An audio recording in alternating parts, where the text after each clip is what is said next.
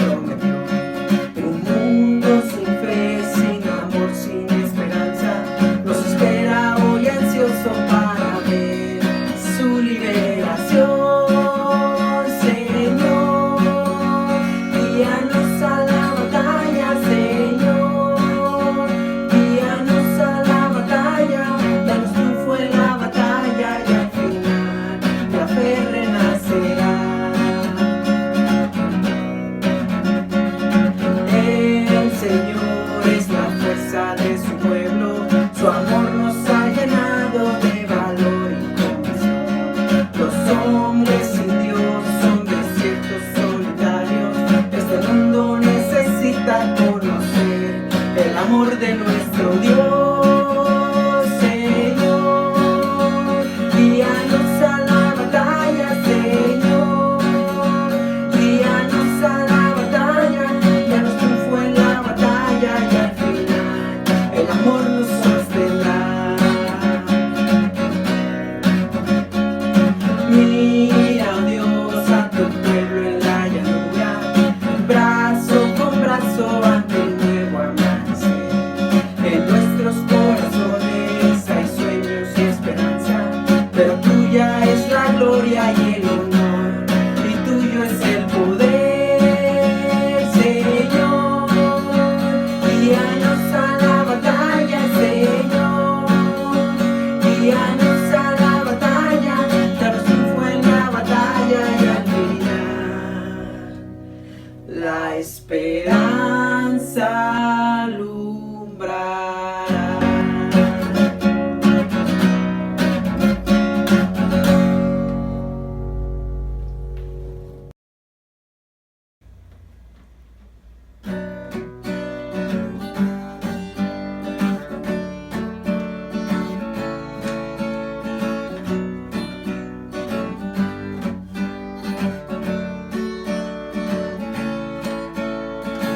Única razón de mi adoración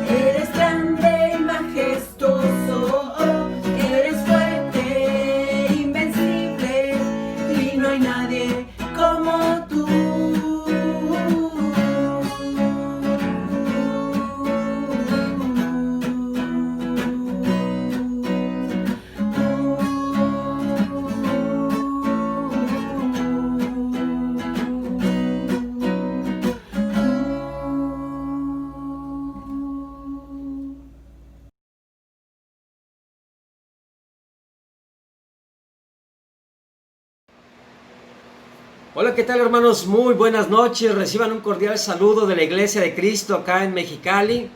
Siempre es una alegría, siempre es un gozo y un ánimo poder coincidir con ustedes. Esta noche el tema que vamos a tratar se sitúa en la primera epístola del apóstol Juan. Primera epístola y particularmente en el capítulo 2. Pero antes de comenzar a tratar el tema, quiero poner sobre contexto, o quiero poner el contexto de lo que vamos a hablar en este tiempo. Y no solo el contexto, pero también quiero poner para ti el tema principal de la carta. El tema principal de la carta, ¿cuál es este? Es el siguiente: Dios es luz y amor, y los creyentes que lo conocen realmente muestran su amor por Dios al vivir con rectitud y al amarse los unos a los otros. Dios es luz y es amor. Este tema es un tema muy intencional, porque lo que el apóstol Juan está escribiendo, lo está escribiendo para tratar por ahí con una falsa doctrina que ya se había introducido a la iglesia, que ya sonaba, que ya empezaba a impactar los corazones, ya empezaba incluso a causar estragos, a causar daños en el pueblo de Dios.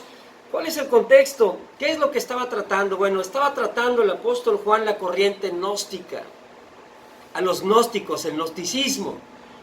Sus principios doctrinales pueden reducirse a tres de ellos. Los voy a mencionar ahora. El primero: ellos decían que el saber es superior a la fe sencilla de los creyentes comunes. En otras palabras, el crecimiento o el desarrollo intelectual va más allá a la fe común y normal de los creyentes, a ese aceptar a vivir y obedecer los mandamientos de una forma tan sencilla. Ellos decían, hay algo superior y está aquí. El segundo: el sentido alegórico de la escritura es más importante que el literal y solo puede ser entendido por una élite de iniciados, esto es, poseedores de una iluminación especial. Entonces, ¿qué tenemos aquí? Tenemos a personas a esa élite de iniciados, a esos poseedores de una iluminación especial. Y cuando alguien se siente de esa manera, adivina de qué forma va a comenzar a tratar a esos de fe sencilla, a esos de una fe sin complicaciones, a esos de una fe a los cuales les llega un mandamiento a su vida y ellos entienden, yo necesito y yo quiero obedecerlo, no tengo que pensarle mucho. Claro que los iban a tratar despectivamente, les iban a tratar como inferiores o justamente como que están incompletos, les falta mayor conocimiento. Y el número 3, ellos decían que la materia es mala, pero moralmente neutral. Entonces, si la materia es mala y es moralmente neutral, o sea, no importa, y la materia incluye mi cuerpo, pues no importa lo que yo haga con mi cuerpo.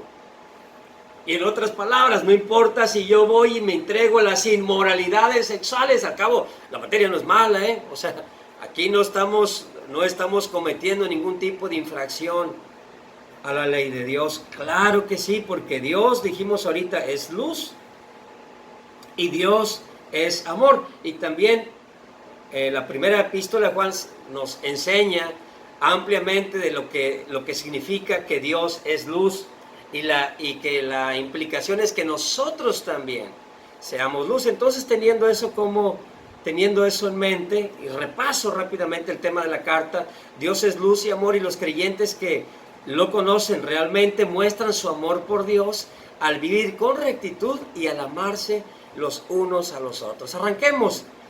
1 Juan 2, versículos 3 al 6. ¿Cómo sabemos si hemos llegado a conocer a Dios? Si obedecemos sus mandamientos. El que afirma, lo conozco, pero no obedece sus mandamientos, es un mentiroso y no tiene la verdad. En cambio, el amor de Dios se manifiesta plenamente en la vida del que obedece su palabra. De este modo sabemos que estamos unidos a Él. El que afirma que permanece en Él debe vivir como Él vivió. ¿Cómo sabemos? Es la pregunta. ¿Cómo sabemos si hemos llegado a conocer a Dios? Es una gran pregunta. Y el apóstol Juan nos la va a responder de la siguiente manera. Él va a emparejar dos verdades en la primera parte y va a emparejar otras dos verdades en la segunda parte. En esta primera parte el apóstol Juan va a darte su propuesta. Él te va a decir, mira, de esta manera sabemos que tú conoces a Dios. Y en la segunda te va a decir, de esta manera sabemos que tú no conoces a Dios. Y va a refutar las ideas erradas o falsas o equivocadas acerca de ese conocimiento de Dios que por ahí se estaba escuchando, ¿verdad?, en los pasillos de la iglesia, por boca de los gnósticos que estaban haciendo dudar a algunos hermanos. Arrancamos. La propuesta del apóstol Juan es muy sencilla para el oído, pero es muy complicada para la parte práctica, para la vida, para el ponerla en marcha. ¿Cuál es? Es la siguiente. Tú conoces a Dios si obedeces sus mandamientos. Nuevamente, tú conoces a Dios si obedeces sus mandamientos. No hay mucha complicación en ello. Y será a la luz de esta verdad revelada que el apóstol Juan va a seguir enseñándonos. Y dice que ahora pasa a refutar las declaraciones de aquellos gnósticos, porque dicen ellos, no, pues yo conozco a Dios. Ah, sí, dice Juan, ¿conoces a Dios y obedeces sus mandamientos? Bueno, no obedezco los mandamientos tal cual tú lo mencionas.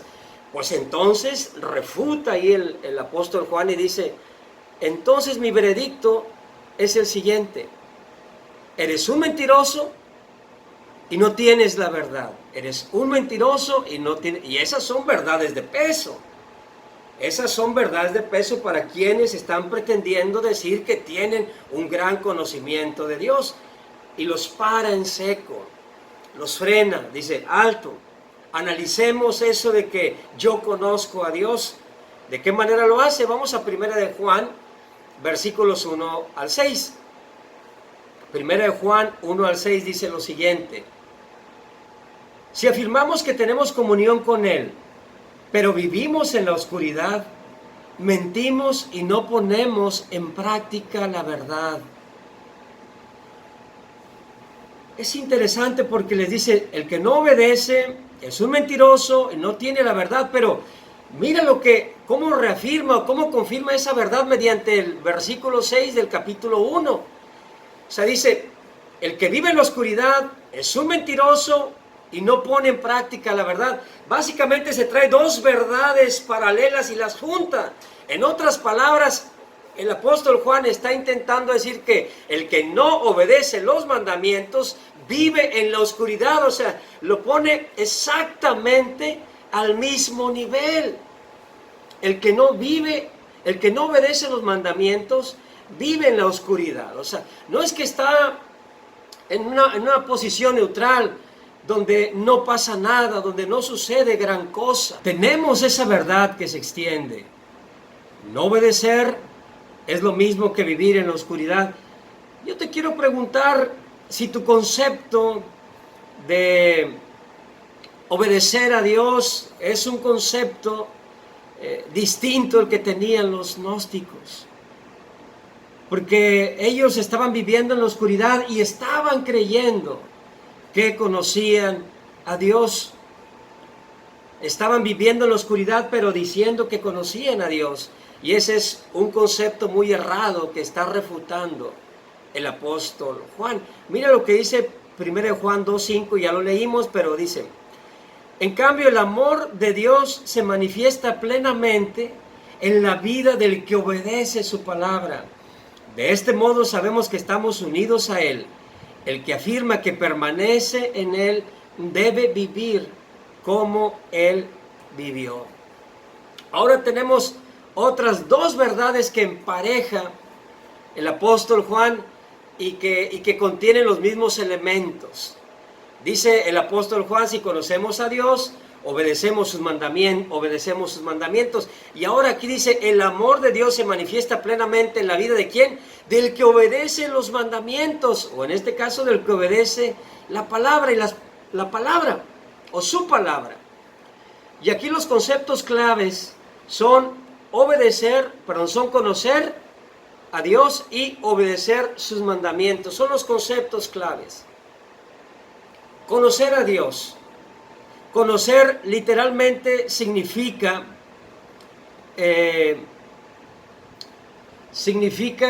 conocer por experiencia.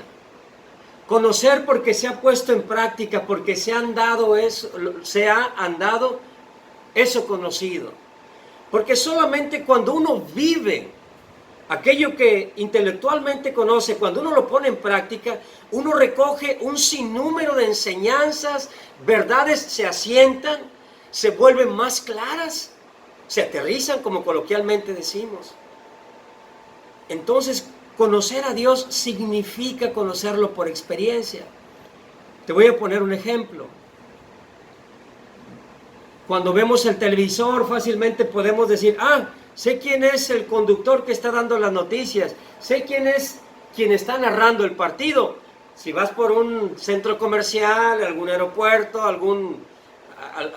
no sé, te encuentras en algún espectáculo y ves por ahí a una figura pública, alguien de renombre, puedes decir, mira, sabemos quién es él. Pero a menos que hayamos convivido, formemos parte de su vida, de sus momentos alegres, sus momentos complicados, difíciles, etcétera, etcétera, etcétera, no podemos decir que lo conocemos. Sabemos quién es él, sabemos quién es ella, pero no le conocemos porque no hay la experiencia, porque no hemos vivido cosas juntos. De la misma manera, escuchar acerca de Dios no es conocer a Dios. Ver alguna película relacionada con Dios, ver algún documental relacionado con Jesús, su obra, su ministerio, escuchar por ahí también cuando llega la Semana Santa, cuando llega la Navidad, un poco acerca de Jesús. Obviamente escuchamos el lado romántico y el lado comercial, pero eso no es conocer a Dios, eso es saber de Jesús. Incluso si tú puedes decir, bueno, es que mi mamá es una discípula de Jesús, o mi compañero de trabajo, mi primo, yo convivo con ellos. Bueno, pues conocer a alguien que conoce a Dios no es lo mismo que conocer a Dios. Tú pudieras decir, bueno, es que domingo a domingo, miércoles a miércoles o jueves a jueves asisto a algunas reuniones, algunas predicaciones cristianas. Bueno, eso es una parte o un elemento, pero no constituye el todo de conocer a Dios.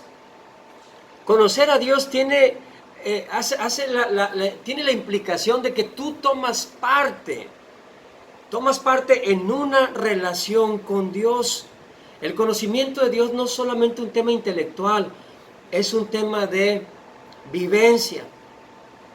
Yo te quiero preguntar, ¿de qué manera se manifiesta el amor de Dios en tu vida? Porque dice el versículo, el amor de Dios se manifiesta plenamente en la vida del que obedece. ¿De qué manera se manifiesta el amor de Dios en tu vida? Pueden ver los hermanos, las hermanas, aquellos a los cuales servimos, aquellos que también nos sirven, pueden ver esa plenitud del amor de Dios manifestarse en la forma en la cual los tratas, en cómo les hablas, en la estima que les otorgas, en el cuidado que tienes hacia ellos. Porque el amor de Dios se manifiesta. No es algo que se queda en nuestros adentros. No es algo que nosotros decimos, bueno, lo asimilo, se queda aquí dentro de mí, sucede dentro de mí, y es más, entre Dios y yo, y hasta ahí. No, debe ser evidente. La palabra de Dios está llena de inspiración, también de reto y también de desafío, y de llamados a vivir conforme a la voluntad de Dios. Y de hecho, como decíamos ahorita, eso es lo que el apóstol Juan nos dice al escribir acerca del que obedece. La palabra obedecer literalmente significa conformar la propia acción o práctica a, y puede ser a algo que veas, a algo que escuches o obviamente a algo que se te pide hacer, ¿verdad? Alguna práctica. Eso significa obedecer. Cuando, por ejemplo, es típica, ¿verdad?, ver por ahí la imagen del padre haciendo algo y el hijo emulando ese ejemplo que acaba de ver, ¿no? Eso básicamente significa obedecer, o sea, hacer lo mismo, o hacer lo que se te pide, lo que se te menciona, o en este caso, los mandamientos de Dios. Eso significa obedecer, y obedecer está muy relacionado, pero muy relacionado, hablamos en otras clases, con el oír o con el escuchar, porque escuchas, reflexionas, procesas, entiendes, ¿verdad? Tienes todo el contexto y ¿sabes qué? Voy a llevarlo a la práctica. Lo he estudiado, lo he visto, lo he meditado en mi corazón. Amo a Dios, quiero obedecer a Dios. Somos llamados a obedecer su palabra. Ahora bien, en cuanto al trato a los demás, ¿qué tal tus prácticas? ¿Son como las de Dios? ¿Son como las que está exponiendo aquí el apóstol Juan? Otra pregunta importante para nosotros también es: ¿a qué normas ajustas tu conducta? ¿A tus propias normas, o sea, tus normas personales, o a las normas del Señor? ¿Por qué mencionamos esto? Porque decíamos ahorita que el apóstol Juan está tratando con la doctrina gnóstica. Y ellos, obviamente, si yo soy un iluminado, si yo soy de la élite del conocimiento, decíamos ahorita, tú lees toda la primera carta de Juan y te das cuenta que estos hermanos se pasaban, estos gnósticos, estos que estaban abrazando este tipo de doctrinas, porque rompían comunión con los hermanos, particularmente, como decíamos al inicio, con los de una fe sencilla, porque ellos menospreciaban a ese tipo de hermanos que no batallaban o que no se la complicaban, simplemente decían, vamos a poner en práctica lo que el Señor nos pide.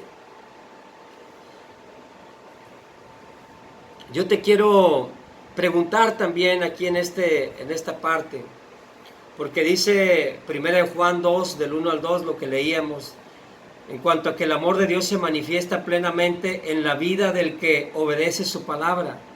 Un comentario a esta escritura dice, la referencia es a un fuerte afecto y respeto por una persona y su bien, como es entendido por el carácter moral de Dios, especialmente caracterizado por una pérdida voluntaria de los derechos o privilegios en beneficio de otra persona. O sea que cuando nos acercamos con alguien, le manifestamos esa plenitud del amor de Dios, cuando mostramos un fuerte afecto, un fuerte respeto a la persona, y lo hacemos así porque deseamos su bien, porque nos interesa que esté bien, nos interesa que esté bien delante de Cristo, porque entendemos que moralmente eso es lo que el Padre espera de cada uno de nosotros. Y hermanos, debemos asegurarnos de que estamos transmitiendo la plenitud del amor de Dios a los demás hermanos en la iglesia, a las personas con las cuales convivimos día con día.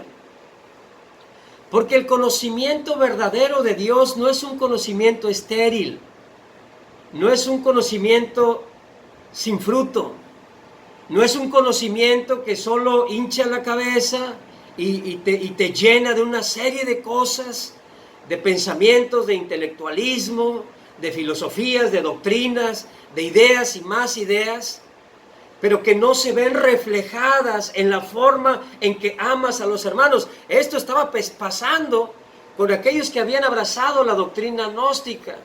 No estaban manifestando la plenitud del amor de Dios.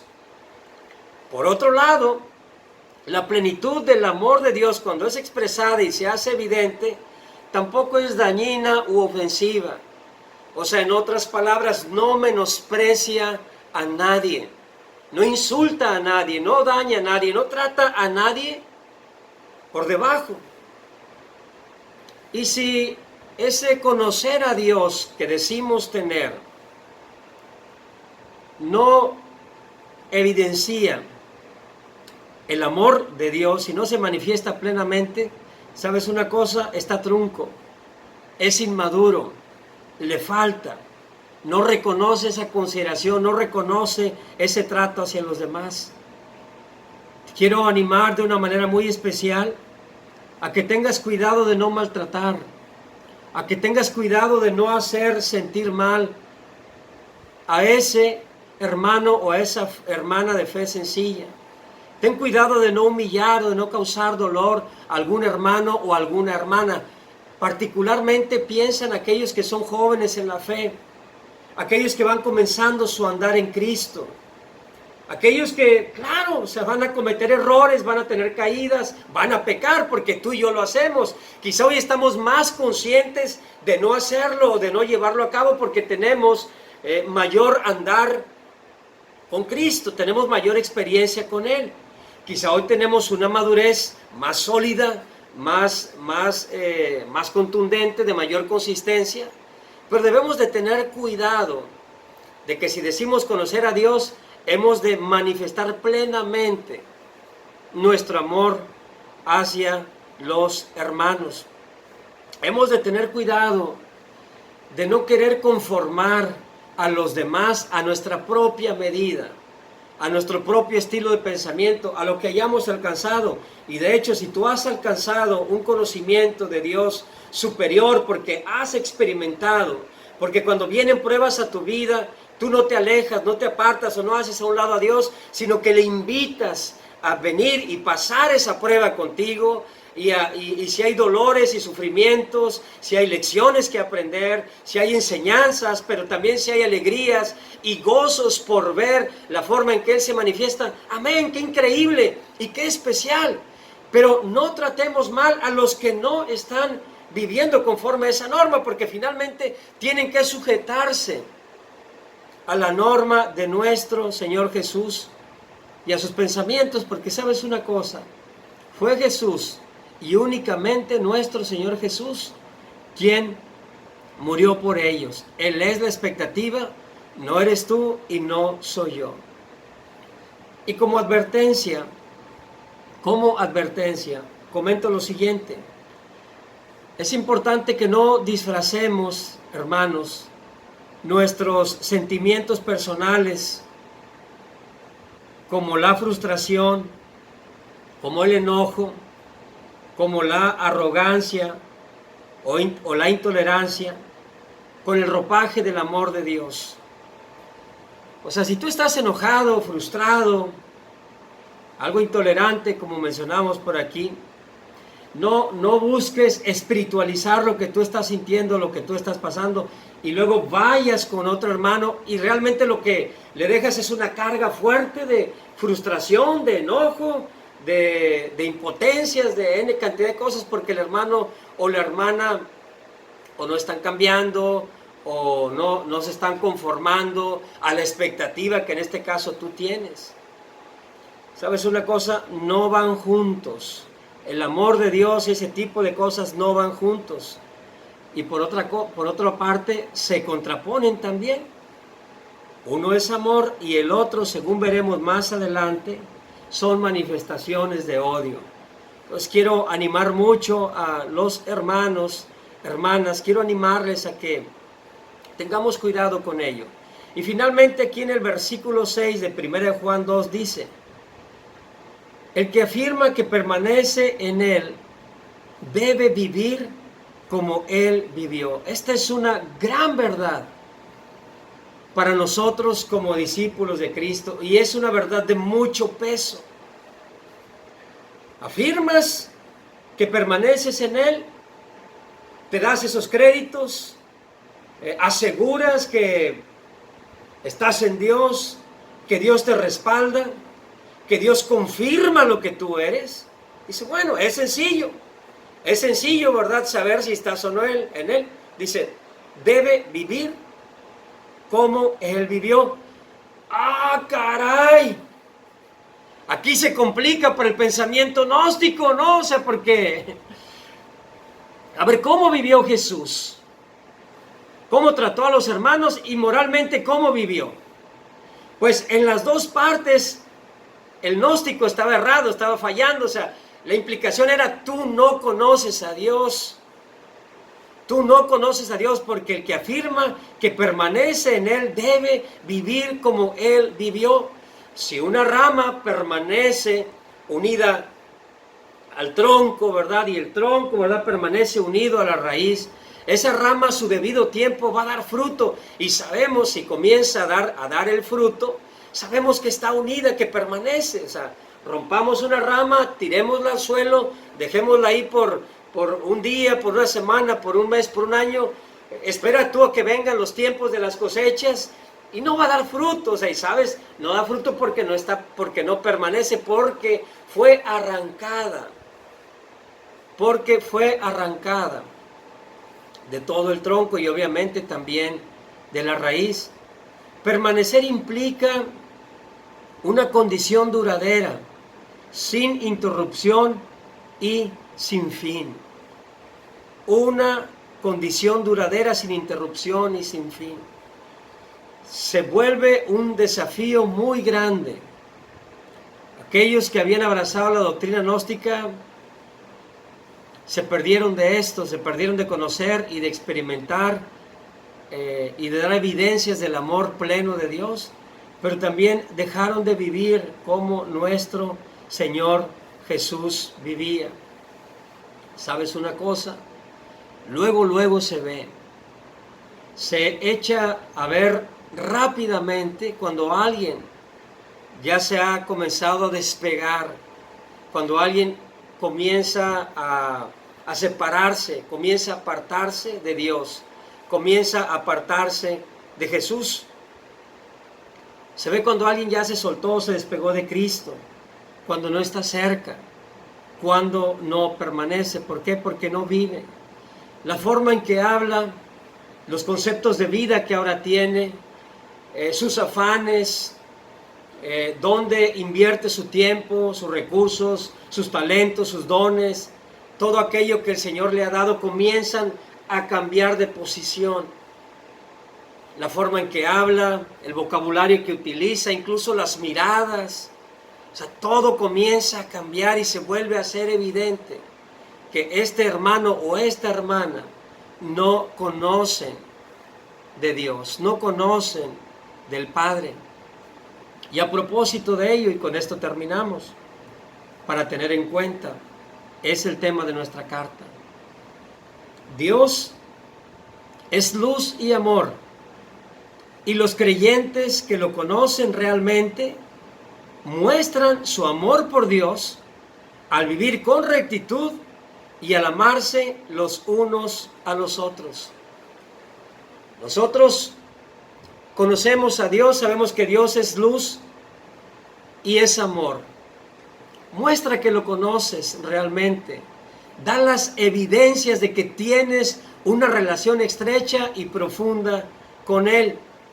¿De qué manera lo puedes hacer? Mostrando tu amor por Dios, viviendo en rectitud y amándonos los unos a los otros.